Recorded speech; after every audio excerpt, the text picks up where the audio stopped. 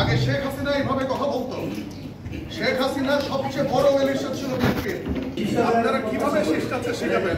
আমরা আসছি একটা পক্ষে, আপনি বিএনপির এগেইনস্টে কথা বলতে পারেন না। চাঁদাবাজদের বিরুদ্ধে সবসময় আমাদের কথা বলতে হবে। যারা চাঁদাবাজ, যারা মামলাবাজ, আমাকে একটু কথা বলতে দিন। আমাকে একটু কথা বলতে। এটা তো স্বাধীনতা হইল না। আমরা তো আপনাদের কাছ থেকে স্বাধীন কিভাবে শেখাবেন আপনারা? আমি তো আপনারা কিভাবে শিষ্টাচার শেখাবেন? আমরা আসছি একটা পক্ষে, আপনি বিএনপির এগেইনস্টে কথা বলতে পারেন না। আমরা এটা জানি না এখানে এইভাবে কথাবার্তা বলা।